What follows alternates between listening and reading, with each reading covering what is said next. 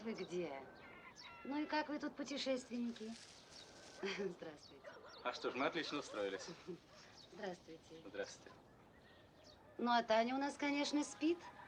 Не выспалась, поди. Петух-то у нас горластый. Спасибо. Нет, я отлично спала. О! Ну, человека мы, кажется, все-таки вытащили. А вот машина наша совсем швах. Пойди полюбуйся. Так.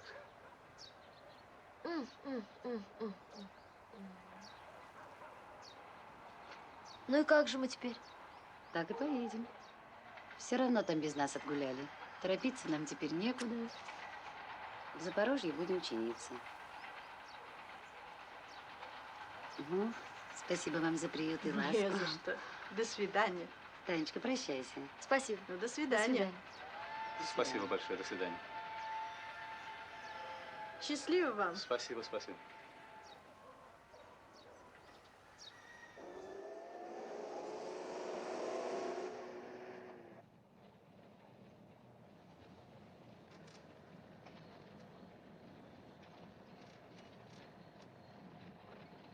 Алексей Иванович, а какой был самый трудный момент в вашей жизни? Трудных моментов было достаточно. Легких было маловато. А трудных хоть отбавляй. 3 раза умирал. 2 раза в лагерях. А 3-й раз тоже в Германии, в Гамбурге. Видишь ли, из Аргентины я перебрался в Гамбург. Было у меня в кармане рекомендательное письмо в один, так сказать, весьма солидный дом. Но я не хотел им воспользоваться по многим причинам. А более всего потому, что твердо решил возвращаться на родину, чтобы меня там не ожидало. Но найти работу в Гамбурге приезжему человеку не так-то просто. Приятелей своих по известному мне адресу я не нашел. Вот тут я был вынужден обратиться к аргентинскому письму. А какой он Гамбург? Гамбург? Ну что же тебе сказать? Гамбург – это большой порт, большой город. Центральные улицы выглядят весьма респектабельно. Много машин, много людей. Совершенно достаточно для того, чтобы почувствовать свое полное одиночество. Но есть там один район, известный на весь мир – Сан-Пауло. Днем здесь тихо, поторговывают магазины для заезжего люда. А ночью это вертеп. Однако письмо привело меня в самый богатый квартал. Я даже не мог предполагать, что в Гамбурге есть такие тихие улицы. Цокот копыт, негромкий разговор, беззаботная жизнь.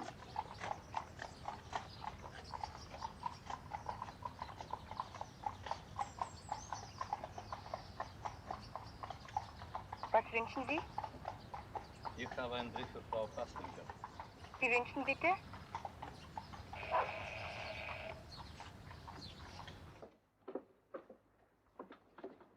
Фрау Хаслингер встретила меня, в общем, благожелательно.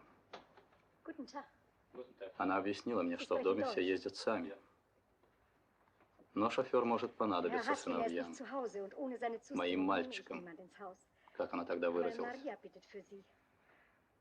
Да, моим мальчикам. Затем она предупредила меня, что окончательное решение будет зависеть от господина Хаслингера. Эльке? Вот так я устроился в этот дом шофером-механиком. В конце концов, это был не худший вариант. Я думал, что эта работа не принесет мне новых унижений. Но я ошибся. Мне предстояло познакомиться с детьми. У этих молодых людей утро начиналось в гараже, где они устроили тир. Стрельба в цель сопровождалась рассуждениями. Им доставляло огромное удовольствие испытывать мое терпение. Стрельба не должна вам мешать, говорил старший Зигфрид. Вы же солдат, даже победитель.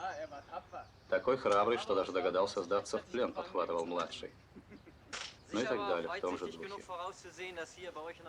Между прочим, по утрам к ним заезжал приятель, некто Цезарь Карстен. Призанятный парень. Необычайно типичная фигура для современного западного поколения. Братья Хаслингер, видимо, и смешили, и раздражали его своей надутой глупостью. Но он не гнушался брать у них деньги, есть их завтраки и обеды.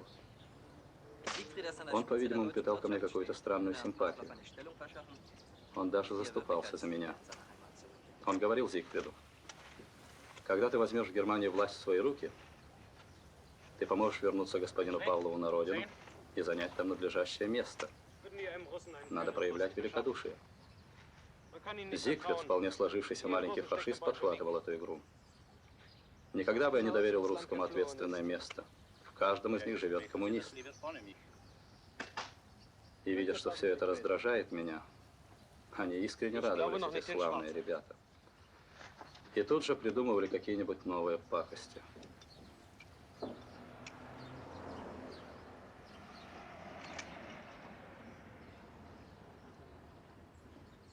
Ну вот. Ну что с них взять, с кретинов?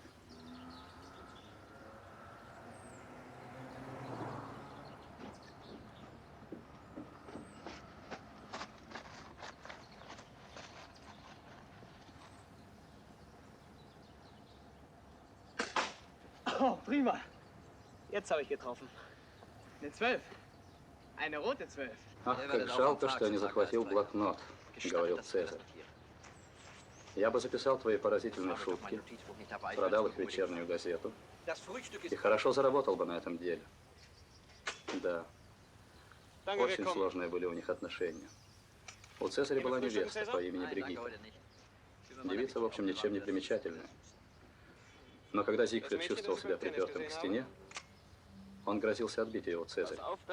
«Смотри, — говорил он, — чтоб я не положил твою маленькую к себе в карман». Это единственное, что приводило Цезаря в ярость. Он, по-видимому, действительно любил эту свою маленькую Клеопатру, как он называл ее в шутку. И когда братья уходили, он с удовольствием отводил душу. «Ну как, господин Павлов, — спрашивал он меня, — удалось вам приспособиться к этим маленьким подлецам?»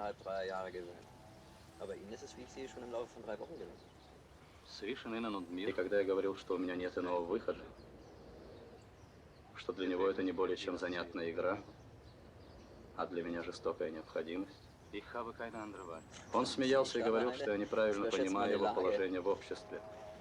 «Мы с вами оба пролетарии, — говорил он важно, — и оба страдаем от человеческой глупости. Разница только в оттенках. У меня по этому поводу есть целая теория. Я ее вам как-нибудь обязательно разовью. Пока. Самая трудная работа начиналась ночью, так часов 12, когда братья Хаслингер отправлялись на свой ночной промысел. Они начинали с главной улицы, так называемой Репербан, где не было кабака, в который они не сунули бы свой нос. Окончали под утро в каком-нибудь самом захолустном переулке. Вот тут я выступал уже в роли грузчика. Алексей!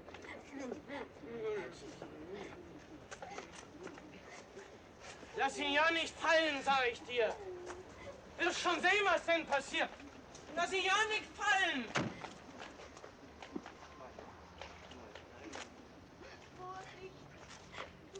Как правило, под утро в Зигфриде просыпался дух капиталистического своевластия. Он привязывался к рабочим, разыгрывая такого патриархального хозяина, который умеет по-свойски разговаривать с рабочим классом. Он зазывал их на свою верфь. Это компания Хаслингер. Орал он на всю улицу. Вы слышали, конечно? Угомонить его было невозможно.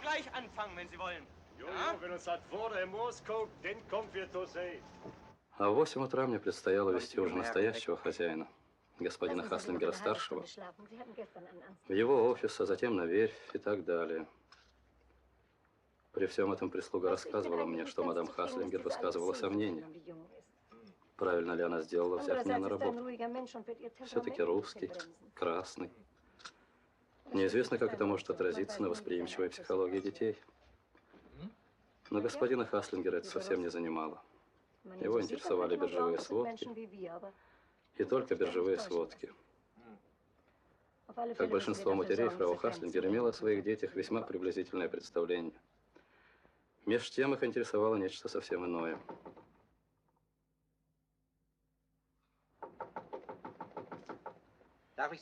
В воскресенье поднять их к обедне было делом почти нереальным. Из-под своих подушек они изрыгали всяческую хулу. На лакея, который их будил, на родителей, на церковь, на самого Господа Бога. Soll sie auch zum Teufel scheren? Ach, porca Madonna.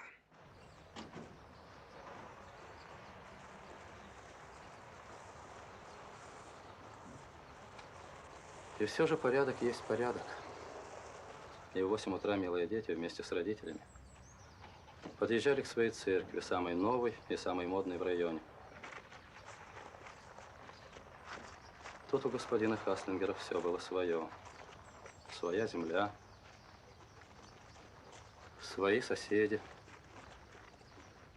и даже свой поп, который всегда встречал семейство у входа, низко кланяясь, как слуга.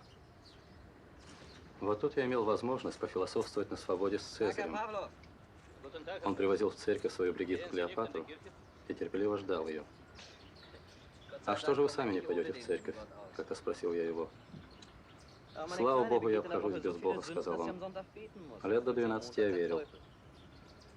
Но когда однажды я простоял всю ночь на коленях, прося у Бога хорошие отметки, а на другой день меня вышибли из школы, я понял, что Богу не до меня.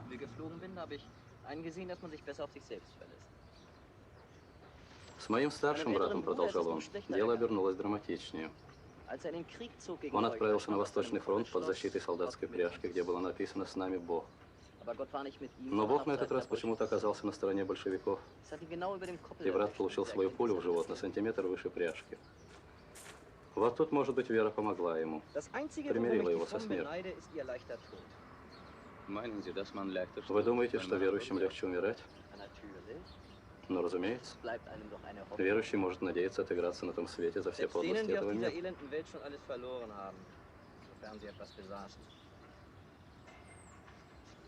Затем он обратился ко мне с таким вопросом. Что держит вас на земле? В Бога вы не верите. Жизнь не удалась. Охота вам тянуть лямку. Я сказал, что отвечу ему, если он скажет, что его держит на земле. Ну как что? Хотя бы тот факт, что я существую. Потом он стал развивать весьма модную философскую теорию. На мой вопрос, из чего слагается его существование, он важно ответил мне. Я ем, пью, люблю мою маленькую, и ко всему еще имею удовольствие смеяться над этим глупейшим из миров. А вам этого мало? Быть может, вы верите в экономическое чудо? Или во всемирную победу коммунизма? Или вам мало миллионов, которые человечество уложило в землю, руководствуясь принципом, что на миру и смерть красна? Сказав все это, он посмотрел на меня таким победителем.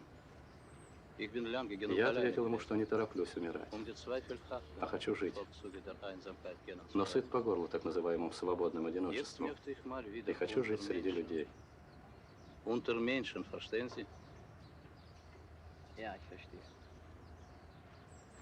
Подумать только, воскликнул он. Этот кретин Зигфрид прав. В каждом русском живет коммунист.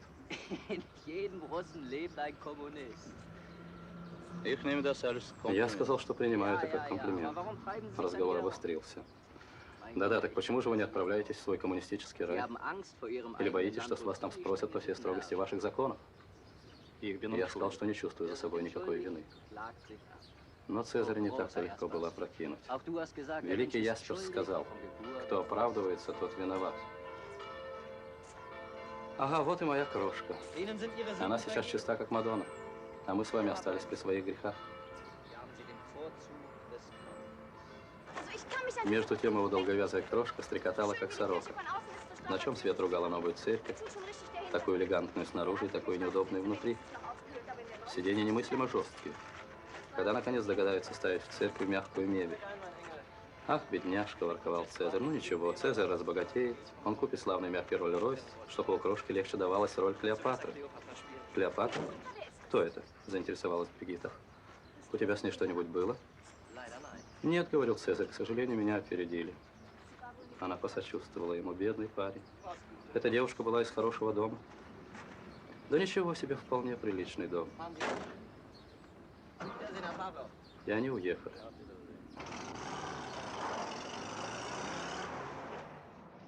Но бедный, бедный Цезарь. Бедный мой холодный философ. В тот же вечер его Клеопатра сидела уже в компании братьев Хаслингер на очередном кетче. Ты знаешь, что такое кетч? Нет. Не надо рассказывать, как-нибудь потом. Отчего же, теперь это все уже позади. Мы разбудили вас?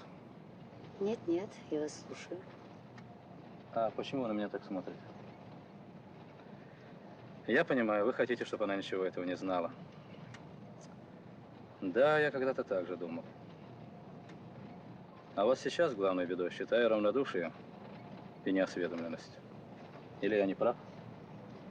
Нет, почему же? Так вот, стало быть, кетч.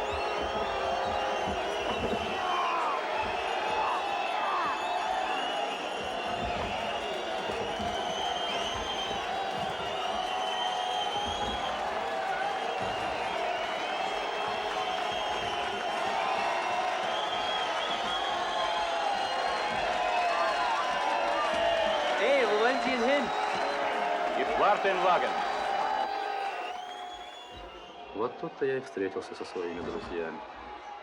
Hände hoch. Кукша. Смотри сюда. Лёшка, пропащий ты душа. Идет мимо гордый. Вот. Так мы ж тебя по всему свету ищем. Ну вот, вы меня, а я вас. Да мы в Мюнхене квартируем. Слушай, Мюнхен – это Мюнхен. Это тебе не Гамбург. Ну, погоди, не залетай. Ну, что ты так смотришь на нас? Или не узнаешь? Что это такое? Ну, это что за форма? Да вот служу. Водителем, что ли? Приходится, жрать-то надо что-нибудь. Ну, это все надо менять. Легко сказать менять. Легко? Ну, это мы возьмем на себя. Да это б неплохо, а то уж хозяева больно веселые попались. Вот кетч, потом дальше. Вот так всю ночь кручу баранку. А черт им делается? Капиталисты. Слушай, да какой ты к дьяволу кетч? Копеечная лавочка, больше шум, чем дело. Вот я в прошлом месяце в Кёльне видал. Один другому ухо напрочь откусил, к носу гад тянется. Вот это кетч. Реслинг. Сам видел? Что, я врач, что ли, буду? Да ну, А ты сейчас куда? Да во времена года поедем. О, видать, ты действительно к богатым устроился. В этом заведении я не бывал, но говорят, там жирно. Да уж там, да. Ну вот, пожалуйста, ну. Ну, так будем ждать тебя в ресторане Леви. Репербан 18. Там тоже только в 6 закрывают. хорош капот. Ферштейн, Я Ольга, да. будем ждать при всех обстоятельствах, окей?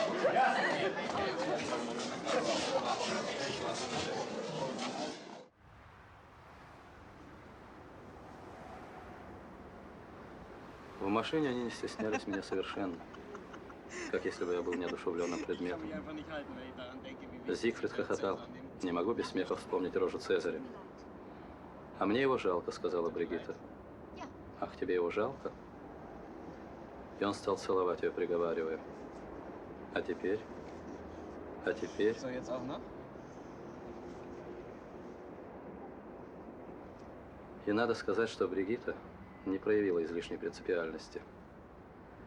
Недолго она помнила своего Цезаря. Und jetzt? Mir tut er nicht leid. Затем он тоже ударился в Was wissen, wo er философию. hingehört und sie nicht woanders Нет, hinschmeißen говорил он, wollen. каждый должен знать свое место в этой жизни. Это говорю я, Зигфрид Lass mal, ich Хаслингер. weiß, was ich sage.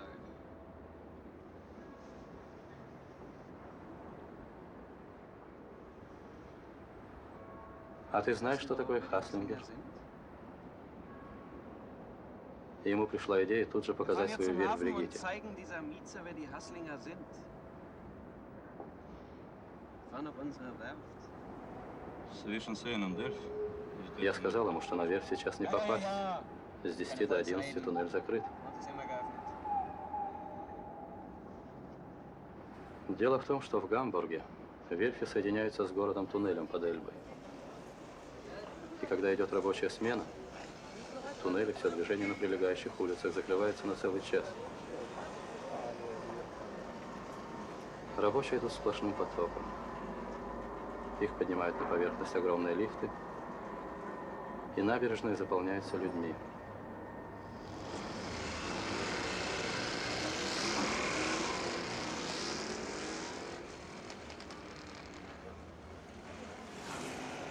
Но какое дело было до этого пьяному Зигфриду? У лифта нас, разумеется, задержали. Я Хаслингер, орал Зигфрид. Я еду на свою верфь. Но чиновник твердо придерживался установленных правил. Порядок есть порядок. Ach, alle Welt will mich heute belehren. Ist nicht Ihr Amt, mich zu belehren. Machen Sie lieber einen Weg frei, bitte. Es tut mir leid, aber jetzt geht es nicht. Na, wir werden schon sehen, was Sie davon haben. Fahr los. Los, fahr noch um den alten Schausel. Nein, nein. Пусти его, сказал кто-то из рабочих. Это же как-никак хозяин. Без него там все дело станет. Вокруг рассмеялись. Тут смешалась Бригитта. Не ставь себя в смешное Hier положение. geht's ums Prinzip. Но куда там? Wir fahren jetzt in die Werft. Нет, мы поедем, заявил Зигфрид. Это уже дело принципа. Нельзя распускать людей. Я сказал, что не поеду. Зигфрид заорал: убирайся вон, я поеду сам. Вот тут я решил расстаться с ними. Зигфрид что-то орал мне вдогонку, но я твердо решил не возвращаться. Всякому терпению когда-то приходит конец.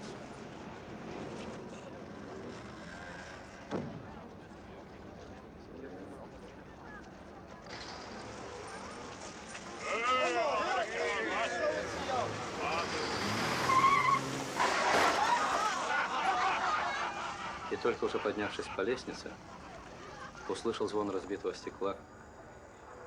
Видимо, Зигфрид обновил свой Мерседес.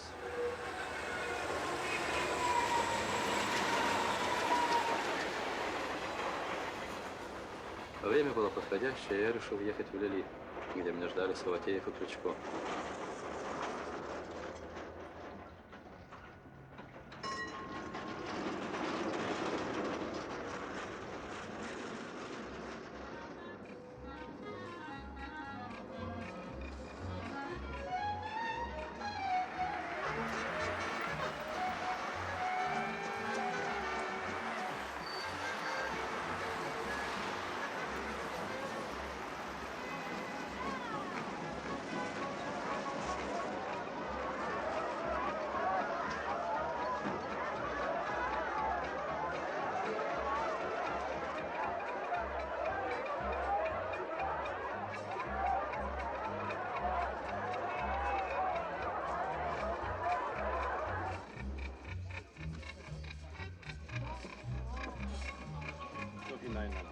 Wir haben noch Plätze frei. Ab 12 Uhr nach der Bedienung. Лили оказалась обычным танц-кафе, чрезвычайно типичным для Риттербана. Таких там множество. Это целая ночная индустрия.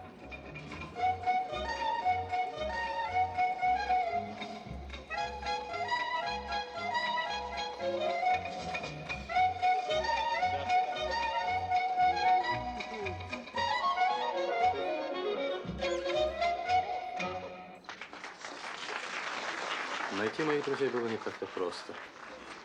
Публика здесь самая пестрая. Гулящая девица со своими кавалерами. Мелкие коммерсанты. Туристы, ищущие острых ощущений. Склеротические старички. Между прочим, один такой безбожно врал по телефону какой-то своей Маускин. Он говорил, что звонит с вокзала, что страшно устал и отправляется прямо в постель.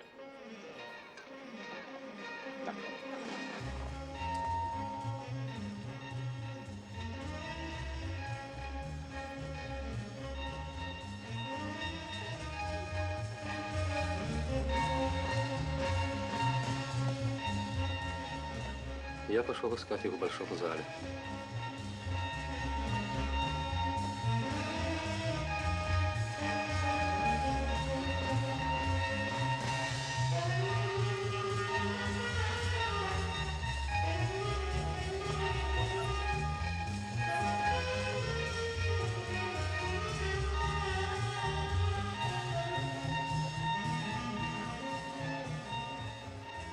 Тут было невообразимо тесно и жарко. Я подумал, хорошо бы пойти домой. Но тут же вспомнил, что никакого дома, собственно говоря, уже нету.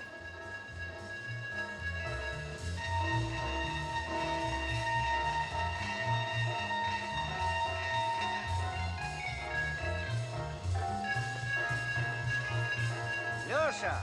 Алло!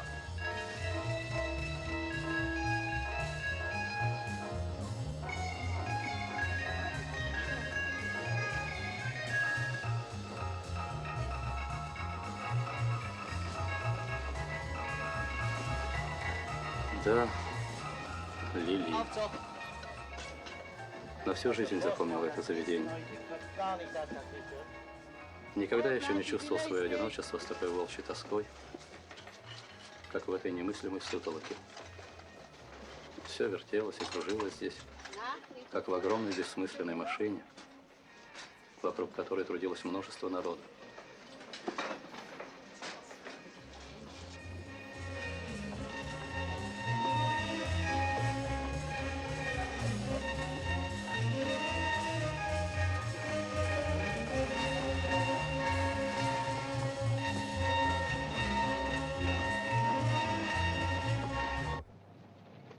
Да, странный это был разговор. Он развивался как-то зигзагами, без видимой логики и смысла. Не сказав и 10 слов, мы почувствовали раздражение друг против друга. Возвращаться, возвращаться. А что мы там потеряли? И что нас там ждет? Нет, брат, пора расставаться с иллюзиями. Во-во, именно. Нахрена все это надо? Что все? Ну, вся эта мораль, одним словом. То родина, родина. А что родина? Что мы от нее видели, от этой родины? Я так считаю. Где кормят, там и родина. Не я придумал, что до нас люди сказали. Ну ладно, не залетай. Но вообще действительно верно. Не вредно разобраться, друг мой Леша, в некоторых вопросах жизни. Уж если зашел такой разговор, извини за откровенность.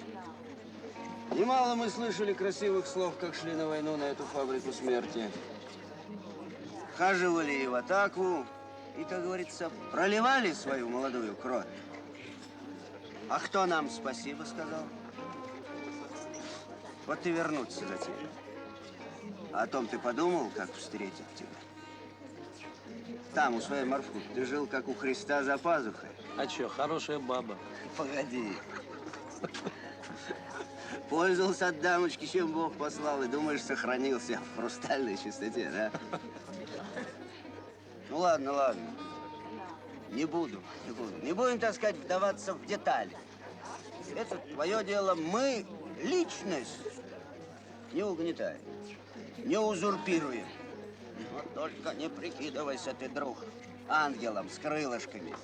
Не то, что там. Но и мы, твои корешки, тебе не поверим.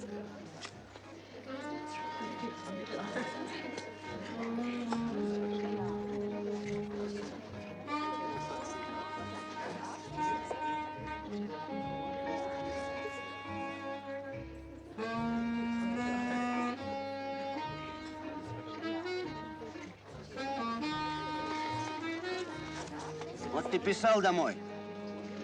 Ну и что же, ответили тебе? Теперь Борька Аникин уехал. Тоже молчок. Почему? Да потому что мы для них, для всех, отрезанный ломоть. Они там, видите ли, чистенькие. А мы здесь, понимаете ли, грязненькие. Нахлебнули бы они грязи с кровью на обед да на закуску. Тогда поняли, как жить на этом свете.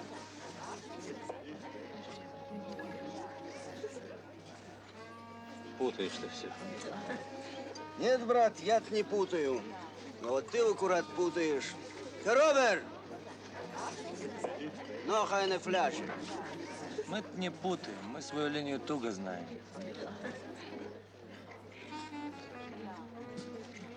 Он поди-ка начитался этой газеты, как ее там, «Голос Родины», «За возвращение на Родину», что ли. Это же, брат, все липа. Указ вышел. Амнистия для перемещенных. Читаем. Да, Ге. Пей лучше. Погоди. Так это так, к разговору Ну, же. погоди. По-ихнему выходит, что они одни только люди, а все остальное зола. А я вот гляжу и вижу, что все люди и все человеки, и каждому своя рубаха ближе к телу. Так пусть уж моя рубаха будет моя. Видать уж таким человека природа мать уродила, и не человеку переделывать его на иной салтык.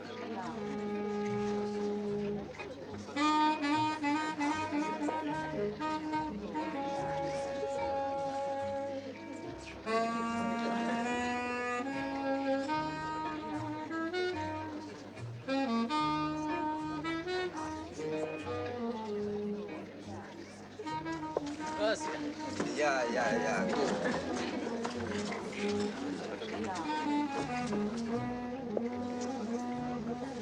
Видать, парень, ты еще не дозрел. Поживешь здесь, оглядишься, пообнюхаешься, познакомишься кое с кем из умных людей, глядишь, и у тебя глаза приоткроются. Все будет окей, так сказать, нормально. Работа будет, и это будет. Да он, я вижу, не шибко торопится. Тоже шансы ищет. Да никакого я шанса не ищу. А если и нанялся здесь к этим скотам, то только для того, чтобы заработать на дорогу до Берлина. Да и то не вышло. Вот сегодня ушел, а обратно не вернулся. Стало быть, обидели. Против шерсти погладить. Ну, а хотя бы и так. Гордый? Ну, вали. Действуй. А чё тебе Берлин? До Берлина мне ничего. Оттуда я хочу переходить на родину. Ну что, с катертью дорога. Только я тебе на это денег не дам. А я у тебя и не возьму. А почему не возьму? Брезгуешь? Брезгую. Садись. Брезгуешь? Чистенький. Всех бы вас, таких чистеньких, на одну удавку.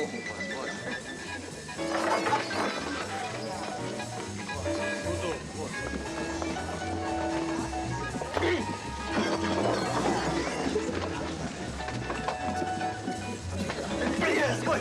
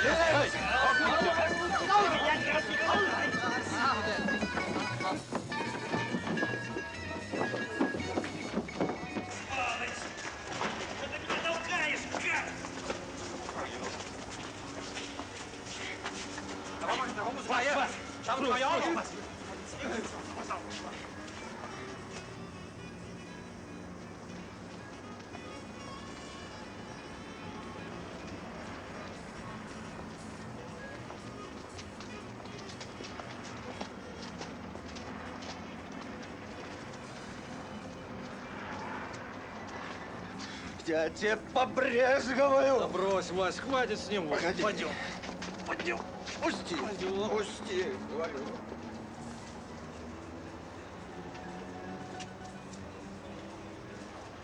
Los, gehen Sie weg hier. Gehen Sie nach Haus.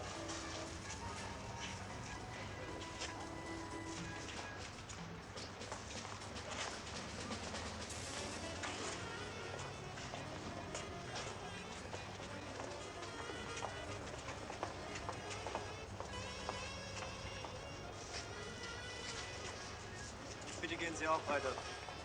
Gehen Sie weiter.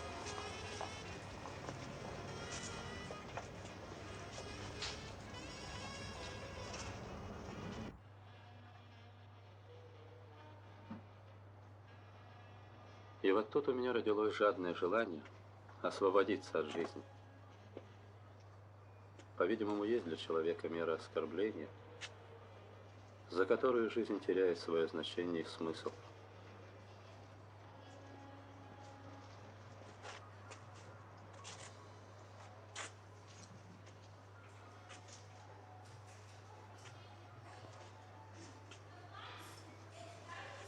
Не знаю, как опять я очутился во дворе Лили. Нищие ковырялись в мусоре. На кухне переругивались женщины. Одна вышла и стала гнать меня со двора. Она говорила: хорош, хорош. Ступай-ка домой, покажи жене, пусть посмотрит, какой ты красавец. Weg, weg, weg!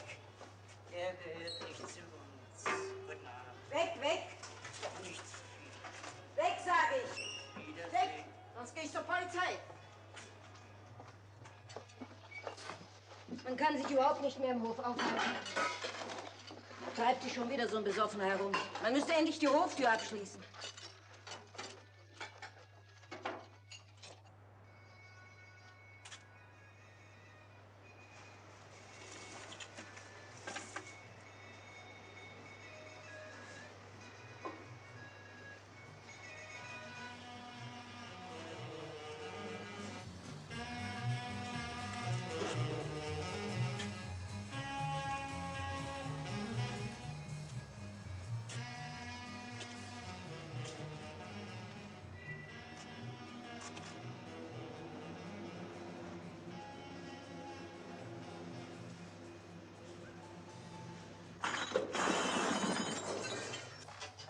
Dieser besoffene Kerl, den habe ich doch eben nach Hause geschickt.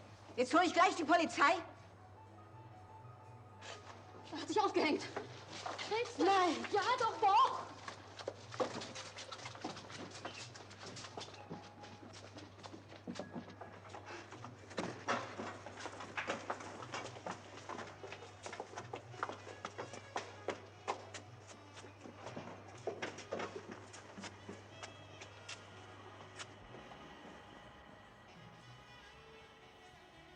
Was ist denn los da unten? Schlaft ihr? Die sind verrückt geworden. Meldet euch doch mal! Seid ihr gestorben? Da hat sich jemand aufgehängt. Sie sagt, wir müssen warten. Es hat sich jemand aufgehängt. Ja, das hatten wir gerade noch gefehlt. Jetzt kommen wir wieder so spät nach Hause. Ich werde mal nachsehen.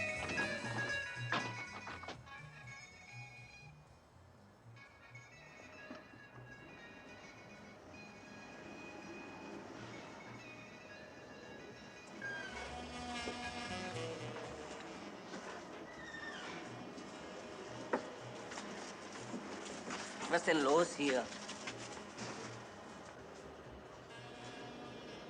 Weshalb tun Sie sowas? Weshalb tun Sie sowas? Na, dann komm mal wieder mit, Henry.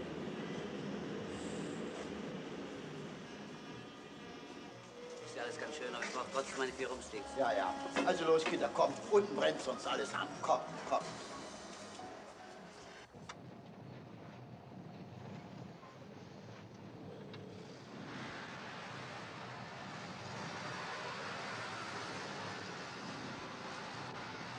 Кого-то подсаживают.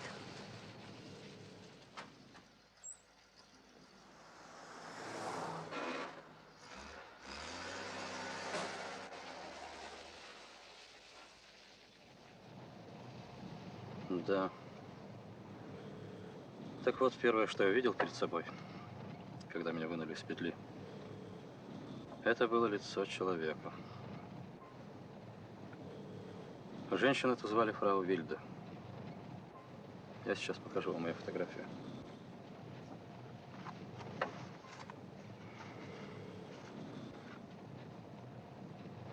Но такой она была в молодости. Я узнал ее, когда ей было уже более 40.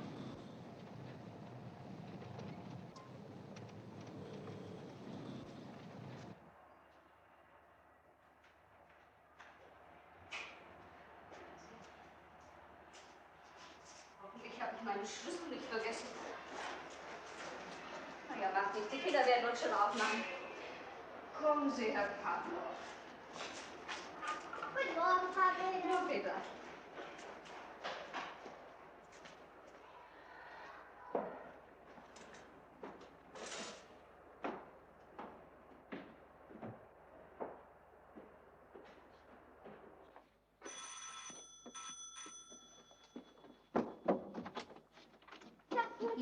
Guten Morgen, Karin. Bitte, Herr Pavlov, kommen Sie. Was ist denn das für ein Mann? Weiß nicht. Guten Morgen, Mutti. Das Frühstück ist schon fertig. Guten Morgen, Annemarie. Meine Töchter, Annemarie. Guten Morgen. Morgen. Karin, Guten Morgen. hol mal schnell ein frisches Handtuch. Ja, Na, wie geht's dem Jürgen? ihm geht's gut. Halsschmerzen sind auch schon weg. Das ist ja fein. Bitte, Herr Pavlov. Bitte schön.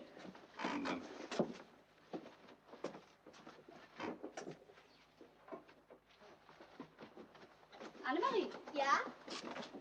Näh bitte mal den Ärmel an. Ja.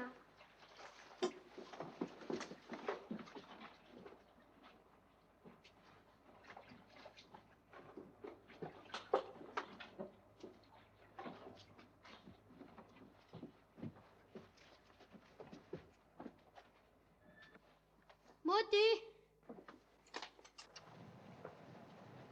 Ну, что вам сказать?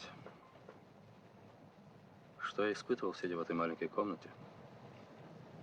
Счастье. Может быть, впервые за эти 15 лет я был счастлив. Вокруг меня были люди. Казалось, ну что могла сделать для меня эта чужая немецкая женщина? Она сделала все. Gleich nach der Schule gehen die Mädchen zu Onkel Peter und werden ihn bitten, vorbei. Мы сидели за столом и обсуждали план моей жизни. Ich gehe, Mutti. Ja, ist gut. Onkel Эта Peter седая ist mein женщина Bruder, была müssen Sie исполнена wissen. покоя и Das ist ein уверенности. sehr kluger Mensch. И я узнал, что ее брат, Er wird Ihnen которого в bestimmt семье helfen звали können, im дядя Hafen Питер, Arbeit zu bekommen. Er versteht найдет es, мне mit den работу Leuten в zu reden. порту. И даже Kann eine sehr возьмет на schöne себя Arbeit труд sein. получить мое жалование beladen вещью oder aufräumen. Хаслингер.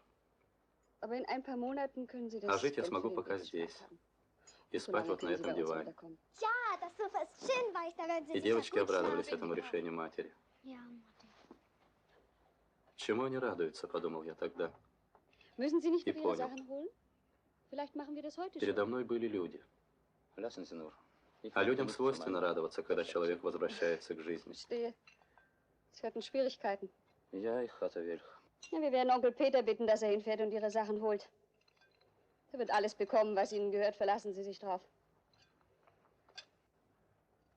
Сколько лет вы не были Lange на waren Sie родине? schon nicht zu Hause, Спросила Herr фрау Pavlov. Вильде. Да лет 15. И когда узнала, то сказала со свойственной ей категоричностью: «О, это долго. Это слишком долго. Человек не должен так долго жить без Родины. Но вы приняли окончательное решение вернуться. Я ответил, что окончательное. Тогда я радуюсь вместе с вами. Если вы приняли решение, вы обязательно попадете домой. Главное в жизни принять решение. Верьте мне. И только с одним решением я никогда не могла бы согласиться. Я тоже знаю жизнь не самой лучшей стороны. Но я утверждаю, человек должен жить.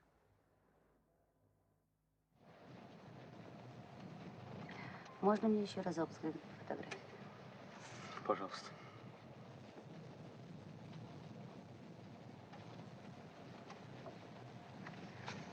А вот и Запорожье.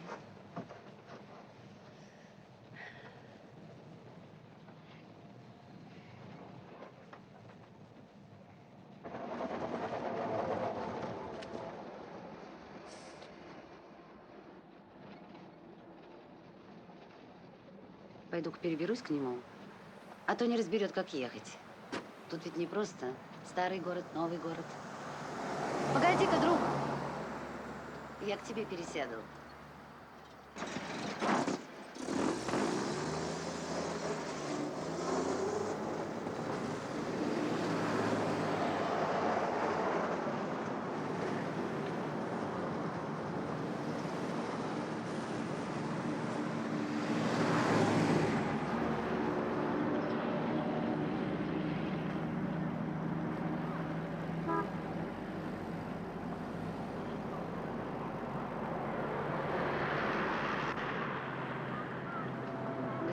Вы смотрите, это сколько понастроили, а? А вы сами здесь давно не были?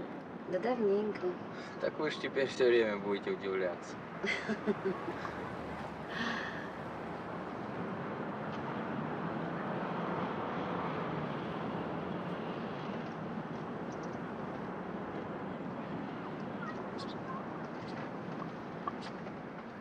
А вот и Хортица.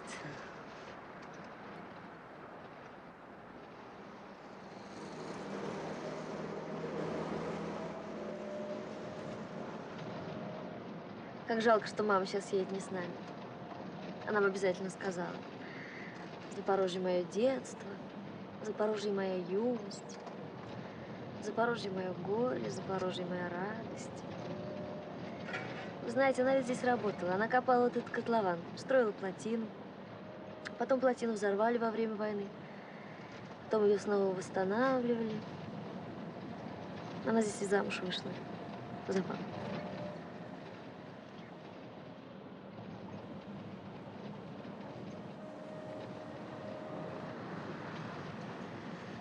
Запорожье, Запорожье, вся моя жизнь.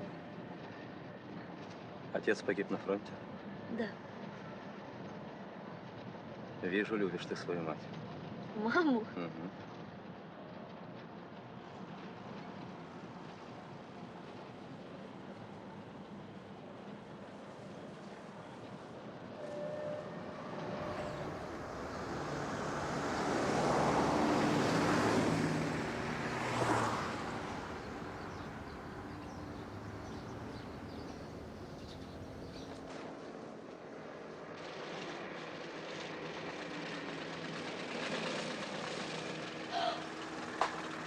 Варя! Приехали! Ой, ой, ой, ой! Да что ж это такое? Здравствуйте, Светлана. Что за м'ясо Иисусовый Иерусалим? Заезжай, хлопцы, во двор. А я у вас там не застрял? Да нет, у нас просторно. Не, я лучше отщеплю. Ну, отщепляй. Варя! Наконец-то! Мы ж вас ждали еще третьего дня. Что у вас там приключилось? Вот видишь, что приключилось. Мама, вы гляньте, что за картина. Откуда ж вы так ехали? Почти с самого Новомосковска. Отказала наша антилопа. От, Голя, а где Танюшка? Вон Танюша. Танечка. Да что ж ты такая худенькая? Мама, гляньте, она же ее совсем заварила. Ничего ж нет. Солома. Отгоняй машину, хлопчик. Иди купайся, а потом завтра приходи. Худющая, а? Хорошо, что нашелся добрый человек, хоть вас подвез. Ну да, это в колхозе дали. Мы ведь в аварию попали. А, что? В аварию? Это ж надо. Вот. Вот разрешите представить, Павлов Алексей Иванович, человек вам небезызвестный. Самой блокады не видели, счастливый случай свел дороги встретить. Стойте. Мама, так это ж тот самый Павлов, что Аня нам столько рассказывала, но офицер-то. Это ж надо такой случай. Здравствуйте. Здравствуйте. Рада дорогому гостю. Прошу. Анечка, ну проходишь. Вот вам явление второе. Здравствуйте. Да что ж это приволок? Это ж кошки тебя насмеют. Тю, рыбак. Здравствуй, Гена. Здравствуй. Ну при чем ж тут Ген? Да это ж Вовка. Ты что забыла, как мы в Ленинград с ним приезжали к вам? Откуда же она может помнить? Гена, да Гена у нас первый жених по всему Запорожью. А это еще малек. Ну иди мойся, иди приведи себя в приличный вид. Сейчас завтракать. Да нет, бабушка, я завтракать не буду. Ну вот возьмите. Здравствуй, Павел. Что будь? Нет, вы поглядите-ка сюда. Нет, ты погляди сюда. Вы же, наверное, думали, что опоздали. Ну, конечно. Мы тоже горевали третьего дня. Так нет ж худ без добра. На заводе ЧП, и у нас в доме ЧП. Вот так и не садились. Третьего дня столы вот как понакрывали, так все и стоит. Никого же нет. Все на заводе. Раньше хоть к телефону подходили, а теперь не подходят. Вот, Волга связной. Тебе было сказано, пойди переоденься. Мама, я же Прошумели же на всю страну. Народу понаехало отовсюду. Автоматика и отказала. Она ж всегда так. Если уже идет, так вся идет. А не идет, так вся не идет. 3 узла стали, 4 не работает. И пошла такая беготня и туда-сюда, и туда. А как же? В каждом же деле, ну всегда ж так. Ну, Варя. Ну ладно, Варя. Варя, ладно. Оглушила. Мыться. Идем. Это бабушке пойдет. А это мне.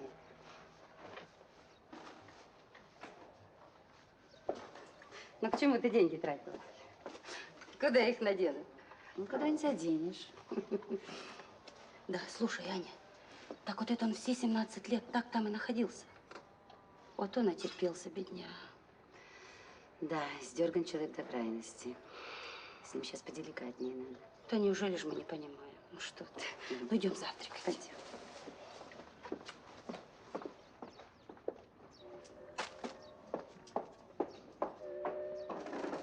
На, режь. Тебя как звать-то? Жорж. Вот, чисто украинское имя. Таня, ешь кашу, и чтоб все съела. Я ж тебя завтра не выкормлю, как рождественского гусака. Ешь кашу, ешь. Да она не ест каши. Тю, вот же мамочкино воспитание. А что она у тебя ест? Конопляные семя. Ну, на вот, ряженку, холодную, прям со льда. Вот творог со сметаной. Ну, глядите на меня. Это ж какое-то горе, а не девка. Погодите, дайте немного оглядеться. Вот кушай вареники. Нет, спасибо, я лучше чаю. О, чай. Вот, свежие вареники. Прелесть. Угощайтесь, Алексей Иванович. Спасибо. Добро сделали. Здравствуйте. Здравствуйте. Здравствуйте. Заходьте до нас завтракать. Спасибо. А твой ще не прийшов? Нема. Заходи. Спасибо, я теж накрила. Слухай, мой 3 рази дзвонив по телефону, каже, готовсь. Ну я то в погріб, то з погріба, то в погріб, то з погріба, а його ні слуху, ні духу. Слухай, кажуть, з Краматорська бригаду прислали, так те вже розібрались. Неужели ж с Краматорска? Вот же до чего дошло, а? Вовик, а ну сгоняй на завод, узнай, что там такое. Хорошо, мам. Постой, Вова. Поведи с собой товарища Павлова в гости, покажи ему наш завод. Ладно, мамушка. Вы хотите поглядеть завод, товарищ Павлов? С удовольствием. Я позвоню, чтобы вам там пропуск сделать.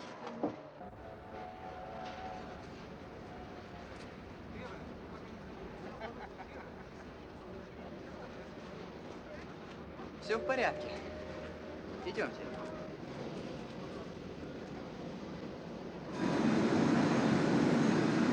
Здорово, дядя Коля! Здорово, чем пришел? Да вот товарища привел. Иностранец? Нет, не иностранец, но нужно показать. Значит, демонстрируешь? Передаешь масштаб? Как корреспондент. Ну, действуй. Да, дядя Коля, я вот чего пришел. Мама сказала, сегодня вечером к нам, с супругой, конечно. Будет.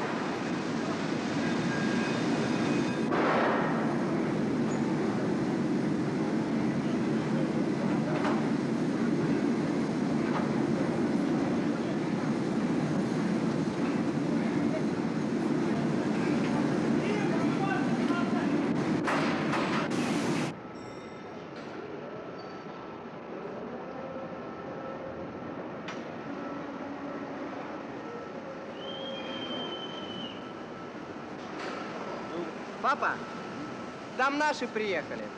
А вместе с ними Павлов Алексей Иванович. Какой Алексей Иванович? Ну, один их знакомый. Бабушка сказала показать ему завод. Бабушка. Здравствуйте. Здравствуйте. Субботин, Павлов. Знакомьтесь. Павлов. Кузнецов. Вы, поди, уже думали, опоздали.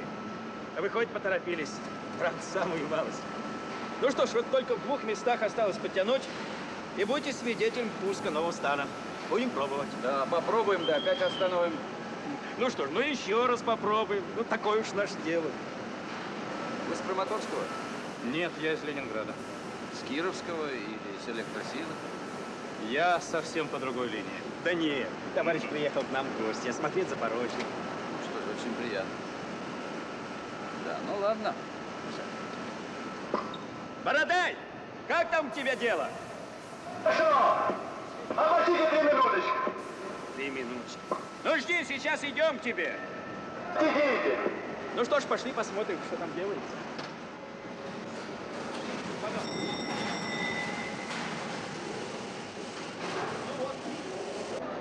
Ну как вы думаете, сколько здесь будет народу работать? Да надо думать, человек 30. 4 оператора. Вот как? Ну, не считая, конечно, обслуживающий персонал. Вот 4 человека на весь стан. Здорово. Как там у тебя?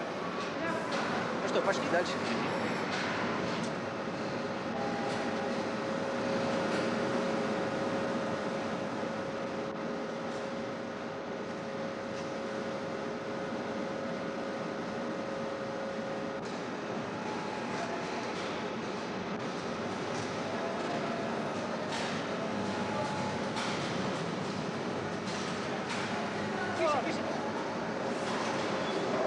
Линия готова. Проверили. Задавайте рулон. Добре! Направляю рулон! Понял вас.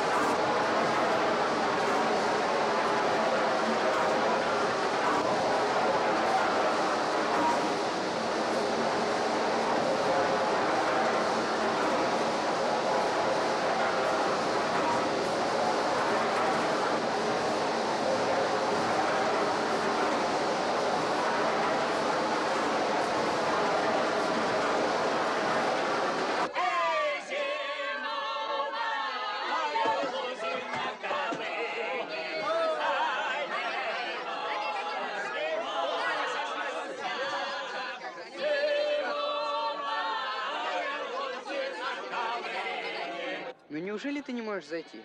Ну как я зайду? Ну как? Как все люди. Через калитку. Не знаю, неудобно. Ничего тут неудобно.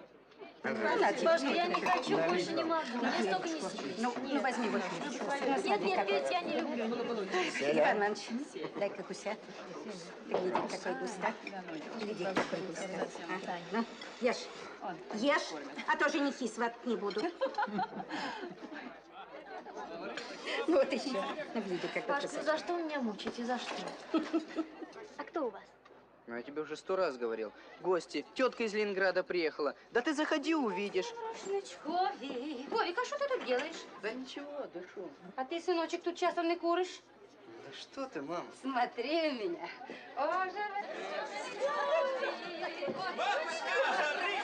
Спрятал. Ну, чего ты спряталась? Ну, спряталась и все.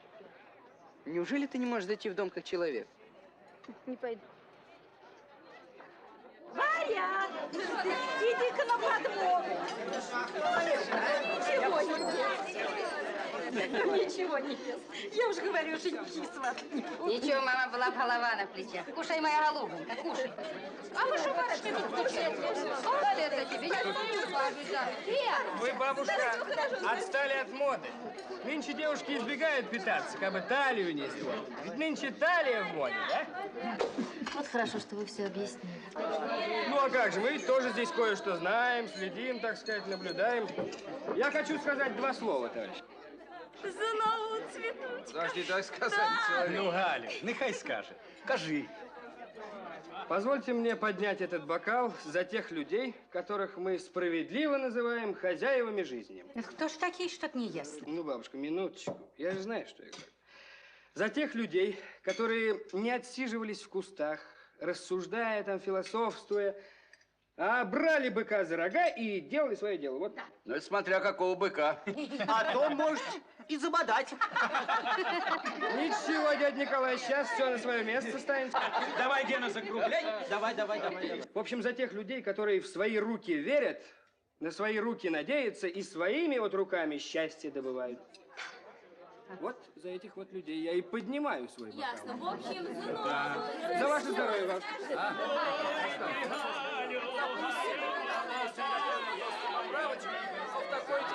Ну, допустим. Правда, есть у меня к твоему тосту поправочка, но уж в такой день не будем обострять дискуссию. А что, хорошо сказал. Вся вы молодежь такая. Самонадеянный, самовлюбленный. А вы что же, Алексей Иванович, все курите так курите. Киньте в эту цигарку. Ну, попробуйте ветчинку. Спасибо. Будьте как дома. Я хочу сказать 2 слова. Можно мне сказать? Да, конечно. Ну-ка, племянница. Я хочу предложить всем собравшимся за этим столом выпить, вспомнить тех людей, которые не пощадили своей жизни за нас, за всех. Которых, может быть, даже нет за этим столом. За их скромность. И за то, чтобы все мы поучились у них этой скромности. В общем, за скромность. Це вона Геннадій Твігород, між прочим. За скромність. А що ти думаєш? От за це я вип'ю. Ваше здоров'я. Да, за это и все присоединятся. Будьте здоровы. Вы глядите. Вы замечательно сказали. Вы глядите, откуда что взялось. Анют, девка-то у нас с понятием. Ну, а теперь кушай. Высказалась и кушай. Не обижай хозяев. Раз уж ты такая справедливая. Вот так.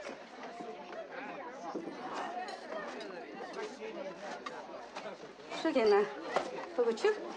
Не говорите, бабушка, прямо не говорите. Пойдем, брат, пойдем. Хотела с тобой поговорить, Алексей Иванович. Как же ты намереваешься жизнь свою устраивать? Да пока еще не думал. Вот к брату еду. А чего ты у него потерял? Да ничего не потерял, просто хочу повидаться. Полжизни, можно сказать, не виделись. Ну, это так. А то я хотел предложить тебе, оставайся у нас. Место живое, работу хоть отбавляй. Все начальство по заводам. Свои ребята. На любую работу могу тебе поставить. Я ведь слышал, ты человек с специальностью. Спасибо. Я подумаю. Подумай.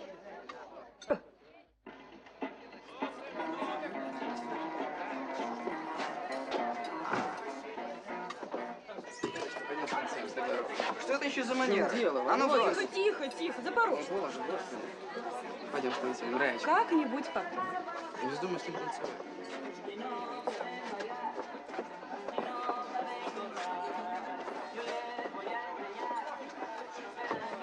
Бодрее, бодрее.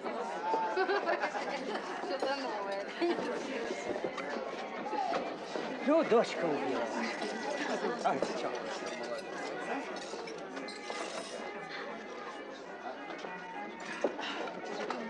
Ну что здесь происходит? Танцы, дядя Коля. А ну. Що це за танці, а? Що це вони танцюють? Ну как, дядя Николай, а? Вполне прилично. Да? Жалко, я не научился. И не Ну, научишься. вот сейчас покажем. И не А ну, научишься. давайте столы.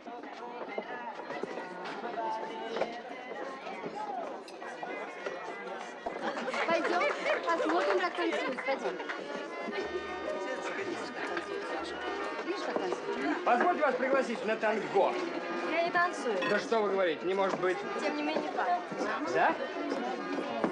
Ай, ну пропал, совсем пропал.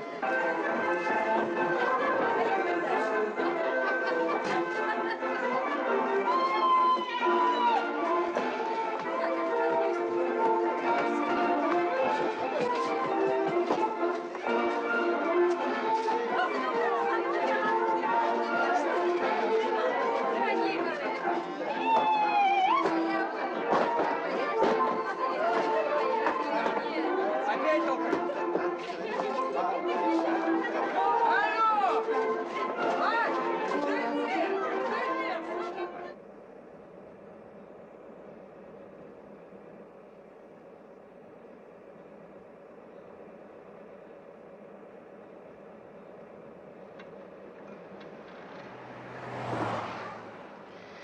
А вот и Сиваш. Не заметили, когда ехали. Алексей Иванович, вы, наверное, устали. Давайте пересядем. А да нет, я не устал. Просто задумался немножко. О чем? О чем? О многом. Ну, например. Ну, например, о том, что не стоило мне ехать вместе с вами. Это почему? Полно. Завтра встретитесь с братом и еще посмеетесь над этим своим разбродом и шатаниями. Да? А у вас не бывает ни разброда, ни шатания? Нет, почему же? Бывает. Но жизнь научила меня одолевать это. Иначе все поползет по швам, и тогда уж не соберешь. Вы сказали, что вы задумались о многом. О чем же еще? Еще? Еще думал, что вот едем по местам, где полегло множество людей. А сейчас все чисто, гладко. И все забыто. И даже в песнях вспоминают все реже и реже. И живых не угнетает чувство вины перед мертвыми.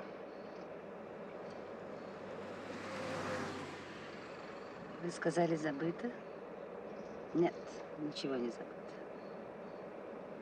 Но таково свойство жизни. Если живые будут оплакивать мертвых вечно, жизнь остановится. Верно, верно. Вот я об этом как раз и думал.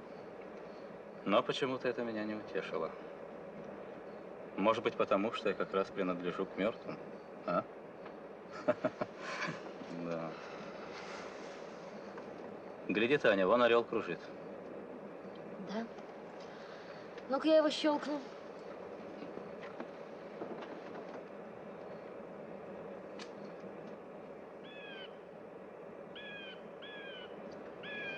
Говорят, вот так лет 300 может кружить. Ну и что в том толку? Тоже верно.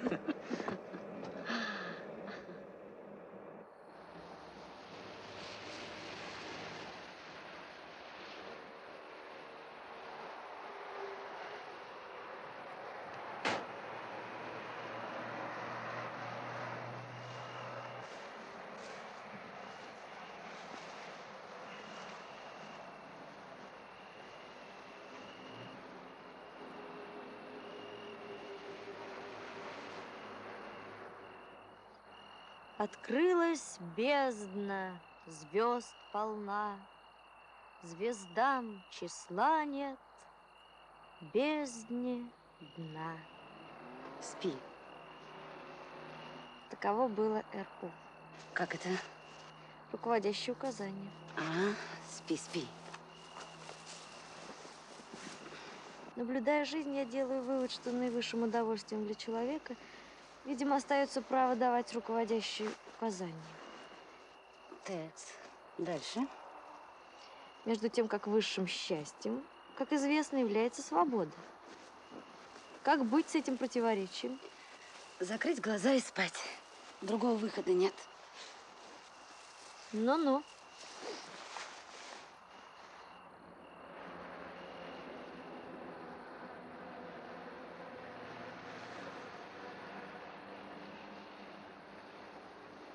Как вы были сегодня несправедливы, Алексей Иванович. Правда, вы потом сами это поняли. Я ни в чем не хочу вас обвинить, я только хочу разобраться. Почему именно сегодня так сложился ход ваших мыслей? М? Вы спите? Нет, не сплю. Ну, что случилось? Просто я думал, не стоило мне ехать вместе с вами. Пожалуйста. Ну, поехали бы автобусом, что бы изменилось? Да нет, я в том смысле, что не стоило ехать к брату. Это почему? А кому я там нужен? Никому я там не нужен. А брату, может быть, менее всего.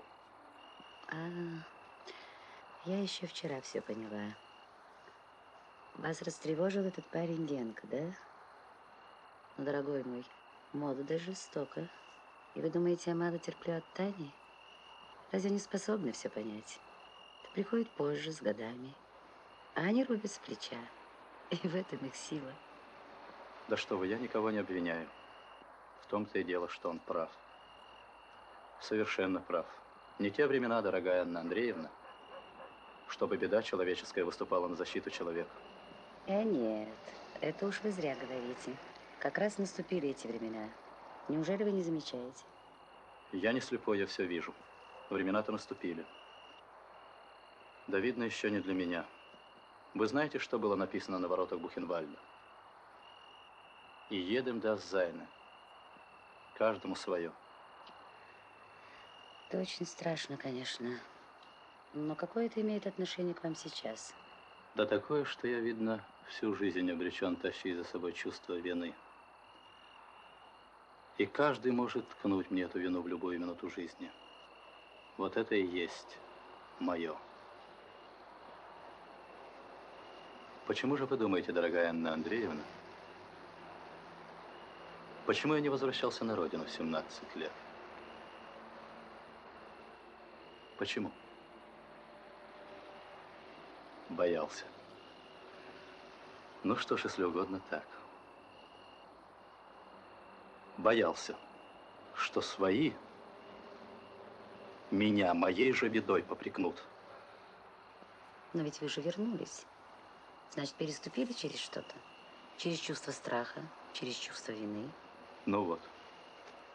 Да я же ни в чем не виноват. Ну так тем более. И почему вы сомневаетесь в брате? Или он плохой человек? Да нет, он хороший человек. Был. Как это был? Но на письма-то он мне не ответил. Никогда не поверю. Чтобы родной брат не ответил, никогда не поверю. Тут что-то не так. Погоди, Таня, погоди. Вы просто устали. Что ж делать? Может быть, все придется начинать сначала. После войны многое приходилось начинать сначала.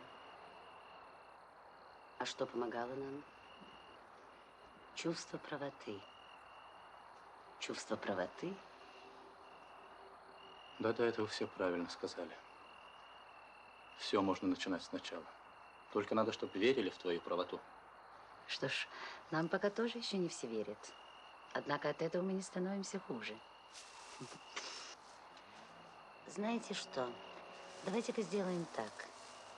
Если вам не хочется встречаться с ним дома, давайте напишем ему письмо и назначим место для встречи. Правильно. Напишем письмо и пошлем по почте. И место назначим. Почтамт. Вот видите, почтамт. Захочет – придет, не захочет – не придет, его воля. Да ну, ма, ну что ты говоришь? Обязательно придет. Хотите пари?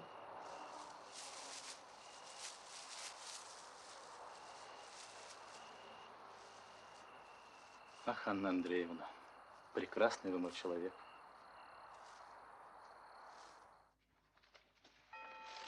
Потом прочитаешь, кофе стынет.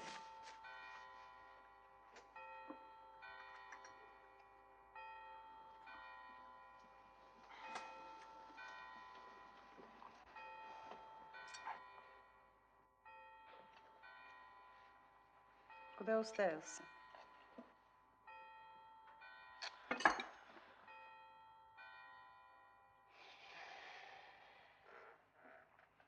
Ешь.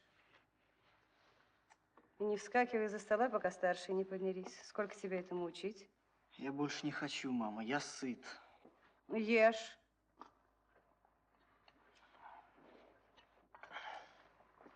Ешь, старик. Смотри, как ты отощал. Отощал ты, брат, как водовозный кляча. Ну, вам налей там еще. А ты что так смотришь, Люля? Может быть, я что-нибудь не так сказал? Нет, все так, Витенька, все так. Вот, пожалуйста, чистая скатерть. Ах ты, это действительно. Ты права, мама. Вот уж не везет мне с этим молоком. Вот уж золотые ручки-то. Ты, Чурка, какие мы с тобой? Поразительно, как в этом доме невозможно сохранить чистоту и порядок. Сколько не бьешься, сколько не стараешься. Все как об стенку горох. Да. Верно, все верно, мам. Все правильно говоришь. Ну, ничего.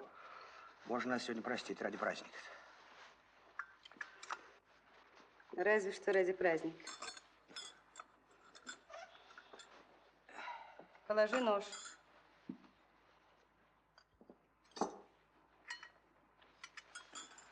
Слушай, Юра, не корчи рожи. Вот кто-нибудь тебя напугает, вот ты ведь так и останешься. Слушай, старик, а что ты бледный какой-то, тусклый? Ты часом не извалился вчера? Нет, я сдал. Сдал. Что у тебя там осталось-то еще? Два экзамена, один зачет. Не три за ухом.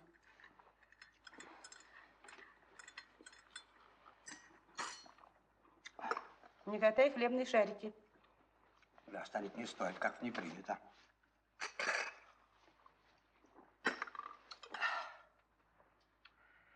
Фу, все. Благодарствую, мама. Вот, спасибо. Вытер об меня губы. Ты знаешь, я думала, для этого существует салфетка. Вот, мама, это тоже зря. Уж я губы вытер.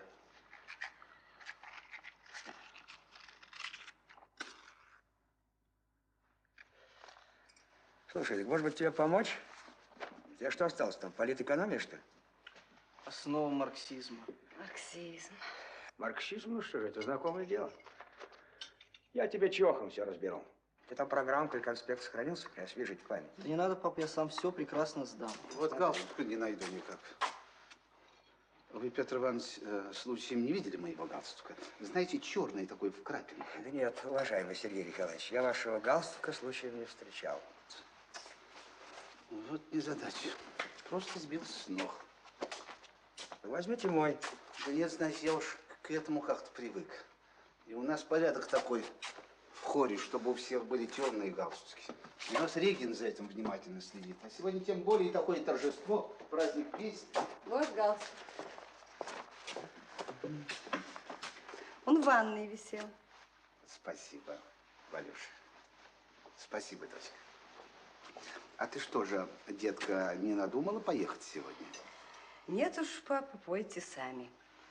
Меня, пожалуйста, увольте. Ой, не бубните вы, ради бога. Уважаемый Сергей Николаевич, а что же вы, собственно, там поете? А все поем. Исполняем народные песни и классику. Я, например, предпочитаю классику. Особенно, знаете, хор из Демона, опера Рубинштейна. Так. Значит, вы предпочитаете классику. Да. Так, партийное строительство. Ну-ка, кого здесь еще чесанули? Так. Посмотрим, наши зарубежные друзья как не дремлют. Колонизаторы в страхе.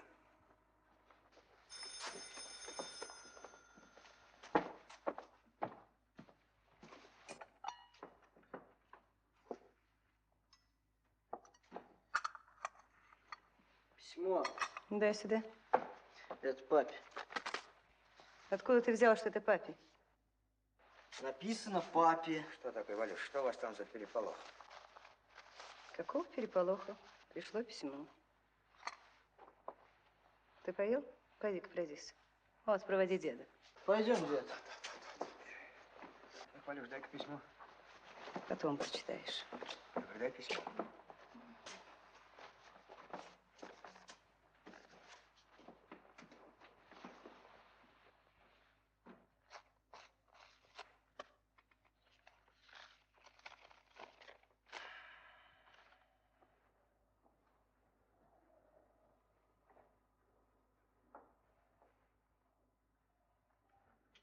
Ты знаешь, от кого это письмо?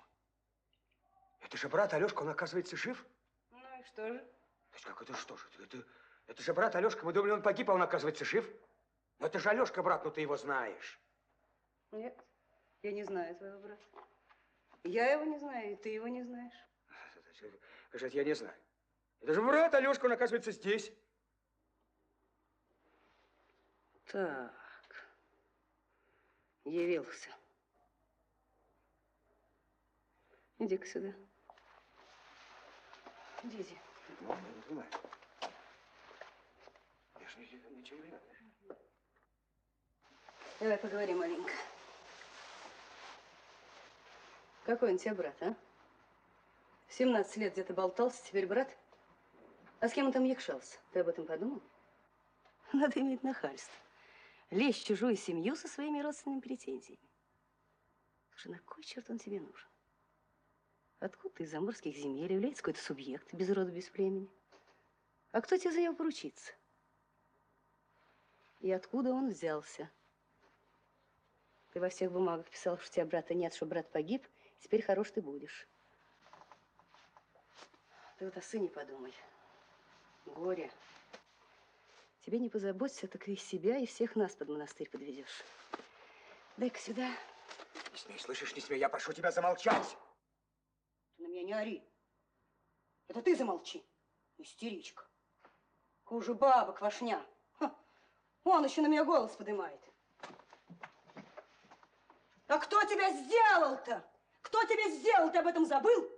И неужели ты думаешь, что все, что я сколотила своими собственными руками, я швырну под ноги твоему братцу? Да плевать я на него хотела со всеми его потрохами. Знать я бы не знала и знать не желаю. Ты можешь выбирать. Отправляйся к своему братцу, но забудь о семье. Или оставайся в семье, но нет у тебя брата. Нет и никогда не будет. Стыд, срам. Что ты говоришь? Ты подумай, что ты говоришь. Я-то подумала. Я-то, голубчик, давно подумала. Ты что думаешь, это первое письмо? Он 15 лет нас шантажирует, твой братец. Говорит, здрасте, пожалуйста, является. Кто его сюда звал, кто его сюда просил? Как 15 лет? А где же эти письма? Ты что думаешь, я эту буду пакость держать в своем доме? Сожгла, и это туда же пойдет. Подожди, я сейчас капли дам.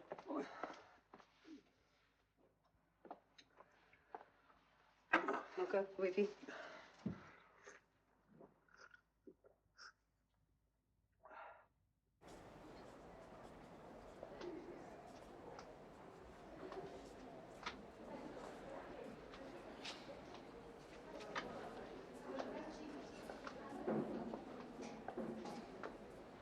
Минск, 247-й талон, 14-я кабина. Днепропетровск, 18-й талон, 6-я кабина. Ну что ж, по-видимому, все ясно. Пойдемте-ка домой. И будем считать, дорогая Анна Андреевна, что свое пари вы мне проиграли. Нет, почему же? Просто сегодня воскресенье. Наверное, никого нет дома. Да-да, конечно, никого нет дома. Но это ничего. Это все ничего. Нет, это не ничего.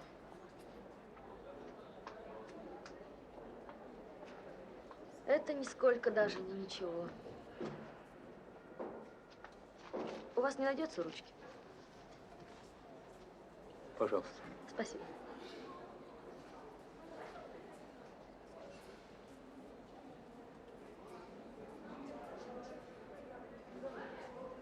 Адрес верный? Верно. Зачем? Мам, я схожу к ним. Что ты, Таня? Таня, ну-ка иди сюда, сядь. Нет, Сядь. нет, нет. Я пойду. Вы посидите здесь, подождите меня. Я скоро вернусь. Нет, почему же? Пусть сходит.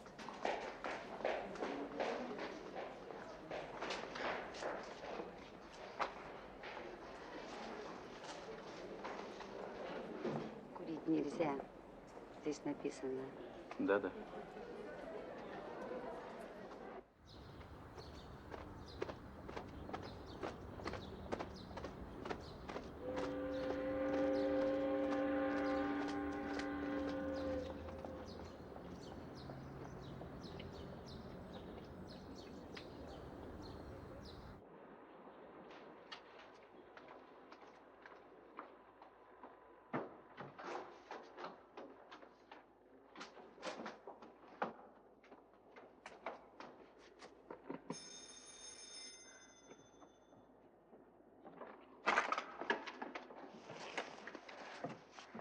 Где живут Павловы?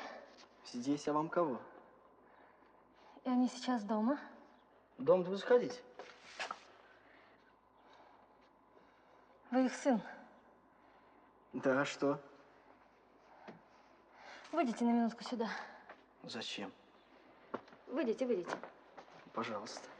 Прикройте дверь. Пожалуйста. Так, стало быть, вы Павлов. Да, Юрий Павлов.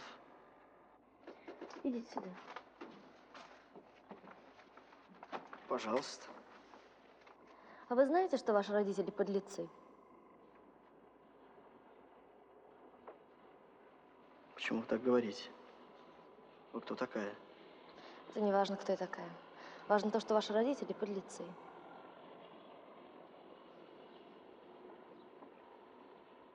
Я не знаю. Вы можете сейчас спуститься со мной? Да, могу. Тогда пойдемте, я вам кое-что расскажу. Могу. Сейчас только вот я кепку возьму. Впрочем, можно и так. Да, конечно, можно и так. Но прежде всего, вам известно, что у вас есть дядя? Дядя? Нет. Тетка есть, а дяди нету. Нет, вот в том-то и дело, что у вас есть дядя. Брат вашего отца, Алексей Иванович Павлов. Он же убит. Нет, он жив. И он сейчас здесь, в Севастополе. Я пойду скажу отцу. Нет, не надо этого делать. Отец ваш знает, что он здесь, но он не хочет его видеть. Потому что отец ваш трус. Что я ж ничего не понимаю.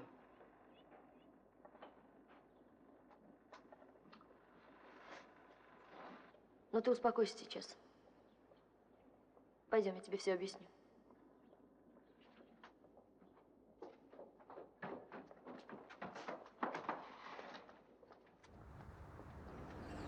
Видишь ли, брат твоего отца прекрасный человек. Если бы это было не так, я бы ни за что сюда не пришла. А сейчас вот пришла. Потому что этого нельзя так оставлять. Это несправедливо. Мы не должны. Подожди, подожди. Он знает. Он не хочет его видеть.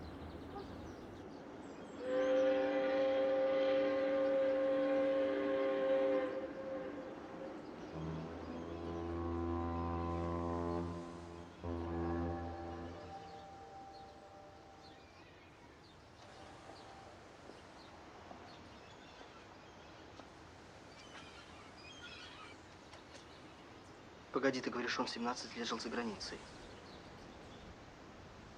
Почему же он сразу не вернулся? А почему вы ему сразу не ответили? Не так-то просто возвращаться, когда даже родные не отвечают. Да это я так спросил. Это наш театр. Да, я вижу. красиво у вас здесь. Ну что мы тут стоим? Пошли?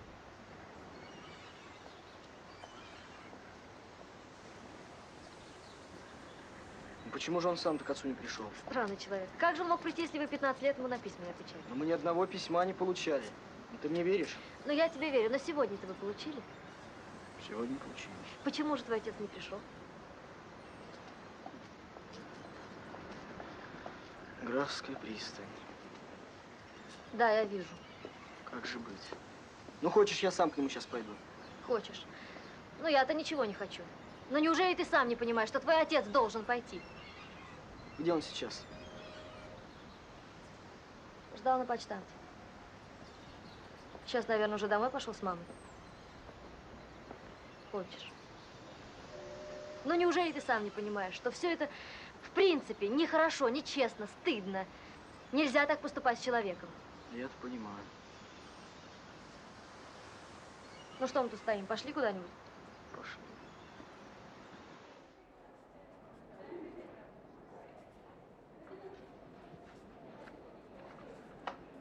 Нет, нет, нет. Курить нельзя. Вот написано.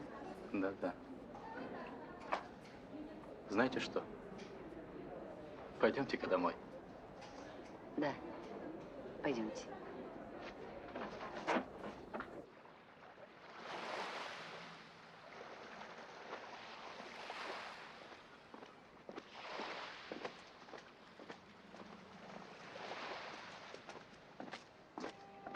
Как же быть? Он же отец. Ну, мама. Но отец-то тоже прекрасный человек. Добрый, честный. Слабый, наверное. Ну, не знаю, не знаю. Только так это оставить нельзя. Поговори с отцом. Если ты настоящий человек, то найдешь в себе силы. А если он настоящий человек, он тебя обязательно поймет. Ну? Ну, я тебя провожу. Не надо меня провожать. Ты лучше иди к отцу, потому что мы утром уезжаем. Хорошо.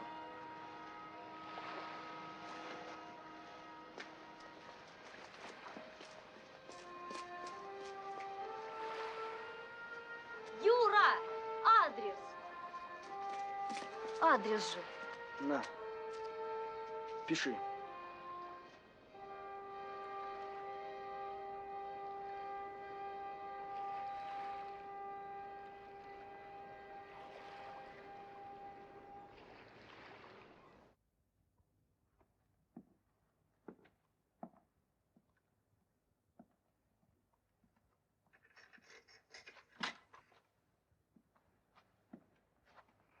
Ты где пропадал?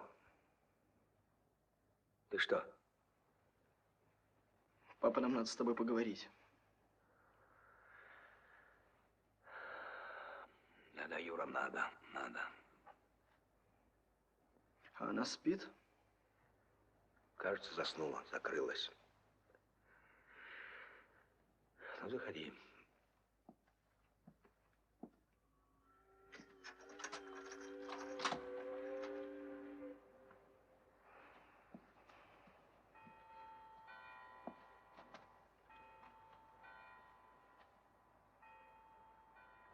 Папа, мы не сможем так больше жить.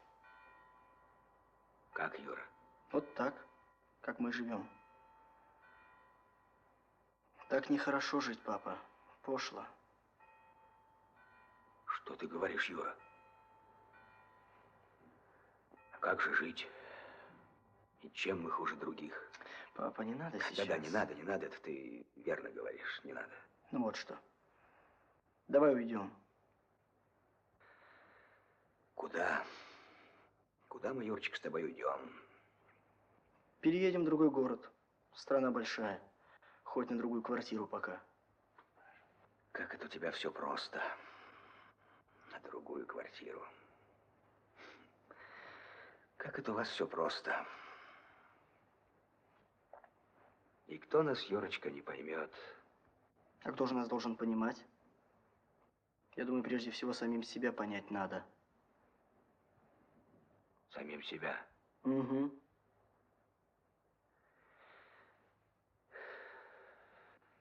Понять-то можно. А вот как поступить? А поступить по совести. А как же еще поступать? Ну и что же я, по-твоему, должен сделать? Ну, прежде всего, тебе нужно сейчас пойти к брату. Поговорить с ним, встречаться. Ну, там вы вместе решите, что вам лучше делать. Да ну, я даже не знаю его адреса, ведь она же сожгла письмо. Вот адрес.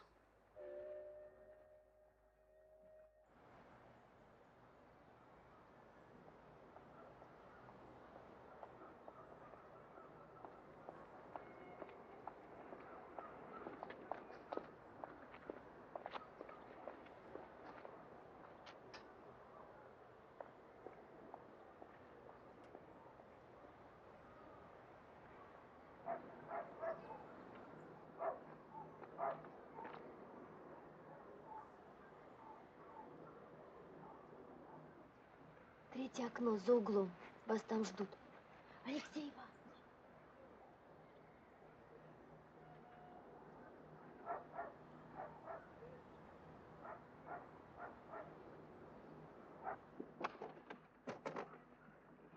Петр. Алешка. Живой. Живой. Ты подумай, это же надо, а? Ну что ж ты там стоишь? Заходи, я открою тебе. Нет, я только на минутку. Я уж к тебе завтра как следует найду, а сейчас я так, на минутку. Ну да. Ты подумай,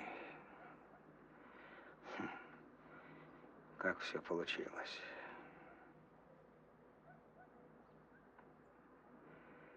Трудно, понимаешь, брат? Уж так трудно. А что ж тебе так трудно-то, брат, а? Что ж тебе так трудно-то? А все трудно. Жил легко. И не замечал, как жил. А вот сейчас задумался и вижу, все трудно.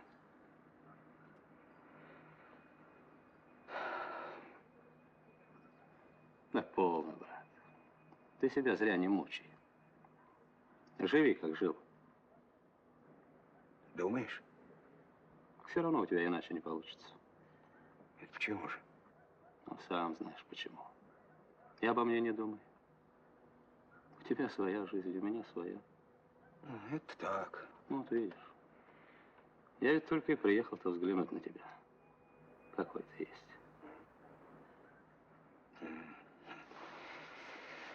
Ну и что скажешь? Да вижу, жив-здоров. А, ничего.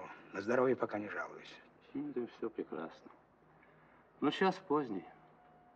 Ступай-ка, брат, домой. Пока тебя там не хватились. А как же завтра? А что ж завтра? Завтра я поеду. Уезжаешь уже? Угу.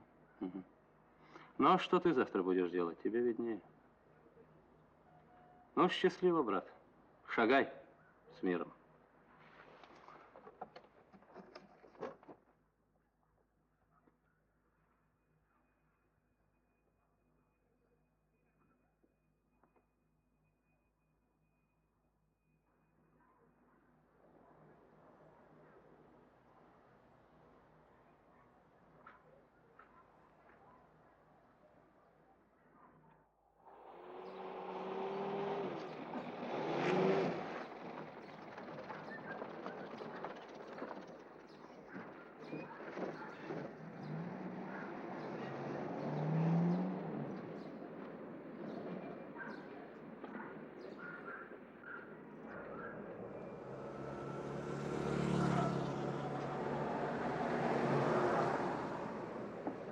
Ну ты подумай. Ведь это же Юрка. Какой еще Юрка? Ну какой, мама? Юрка Павлов. Ты что там говоришь, Таня? Я говорю, что вон там у столба стоит ваш племянник Юрка. Ну ты подумай.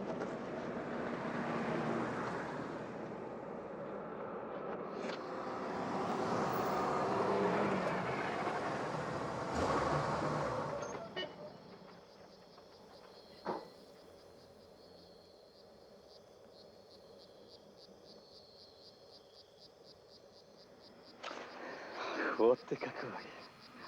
Ты подумай, какой ты, а? На кого ж ты похож? Ну, будем считать, что на самого себя. Моя мама. Здравствуй, Юра. Здравствуй, Юра. Да вы поезжайте, а я вас провожу. Только не быстро.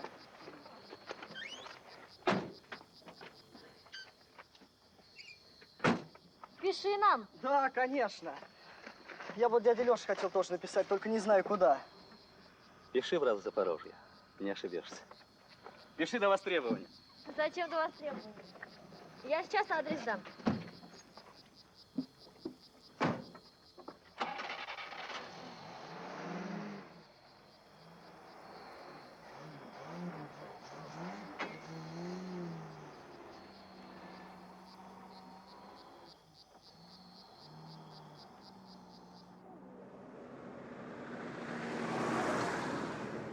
На вот.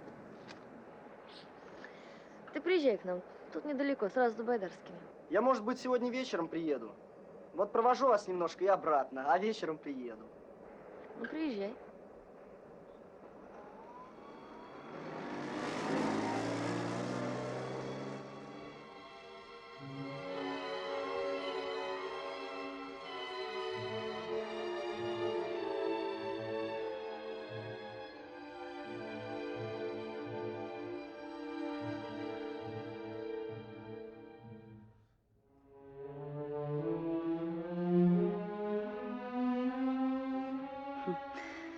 Может быть, это смешно, но я сейчас очень волнуюсь. Мы подъезжаем к Байдарским воротам. Я хочу, чтобы вы увидели все так же, как я увидела это в первый раз, когда была здесь еще совсем девчонкой. Я испытала тогда всю полноту счастья. Мне открылся мир, полный света и воздуха. И я хочу, чтобы вы увидели все так же, как я тогда.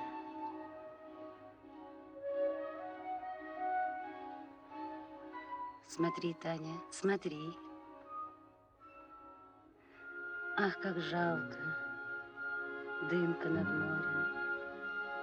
Ничего, мама. Ничего, родная. Я все вижу. Я все вижу.